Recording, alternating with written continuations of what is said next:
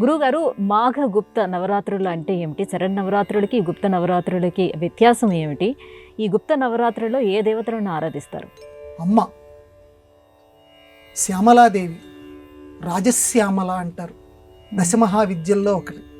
రాజశ్యామలకి సంబంధించినటువంటి నవరాత్రులు మాఘ గుప్త నవరాత్రులు. దసరాల్లో మనందరికీ తెలుసు నవరాత్రులు చాలా ప్రసిద్ధం. 9 రాత్రులు. ఎందుకంటే రాత్రుల పూట పూజ అంటే పెద్దవాళ్ళు ఏం చెప్పారంటే, రాత్రి అనేటువంటిది అజ్ఞానానికి ప్రతీక, జ్ఞానాన్ని మనం వెలుగు సంపాదించుకోవాలి, అందువల్ల రాత్రులు అజ్ఞానాన్ని పోగొట్టుకోవడానికి ప్రతి వాళ్ళం కూడా అమ్మవారి పూజలు చేయండి అన్నారు. సరే, రాత్రిపూట మేలుకునేటువంటి అవసరాలు చాలామందికి తక్కువగా ఉన్నాయి కాబట్టి పగలపూట కూడా దసరా ఉత్సవాలు నవరాత్రులు జరుపుకుంటున్నారు. అది వేరే విషయం. అయితే ఈ మాఘమాసంలో మాఘ నవరాత్రులు అని చెప్పటం లేదు పెద్దవాళ్ళు. అందుకే ఇదంత ప్రచారంలోకి రాల. ఈ మాఘమాసంలో గుప్త నవరాత్రులు, గుప్త నిధి అనేటువంటిది మన తెలుగు భాషా ప్రపంచంలో చాలా ప్రసిద్ధమైనటువంటి పదం. గుప్త నిధి అంటే అందరికీ కనపడేటువంటి నిధి కాదు, కనపడకుండా ఉండేటువంటి నిధి. అలాగే ఈ నవరాత్రులు కూడా గుట్టు చప్పుడు కాకుండా చేసుకోవాలట. అంటే ఒరే, వీళ్ళింట్లో నవరాత్రులు జరుపుతున్నారా, రాజశ్యామ యాగం చేస్తున్నారా, రాజశ్యామలకి సంబంధించినటువంటి పూజలు చేస్తున్నారా అని నలుగురికి తెలియకూడదట.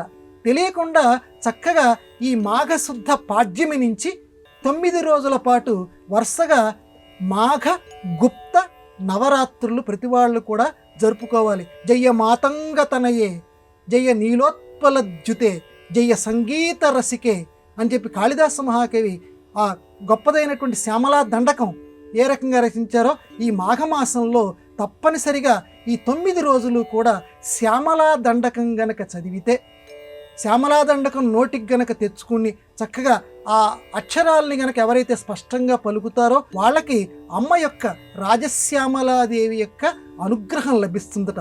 అంత మంత్ర బీజాక్షరాలు శ్యామలా దండకంలో ఉన్నాయి. అర్థం చేసుకొని శ్యామలా దండకం చదవాలి. ఎవరైనా అర్థం కానిటువంటి వాళ్ళకి మనం అర్థ ప్రతిపదార్థాలతోటి కూడా మన దగ్గర ఉంది, చదువుకోవచ్చు వాళ్ళు. కాబట్టి శ్యామలా దండకం ప్రతి వాళ్ళు కూడా చదువుకుంటే ఈ శ్యామలా నవరాత్రుల్లో తప్పనిసరిగా చదవమన్నారు. ఈ మాఘమాసంలో చదివి ఆ అమ్మ యొక్క, ఆ రాజశ్యామల యొక్క అనుగ్రహాన్ని అందరూ పొందెదరు గాక.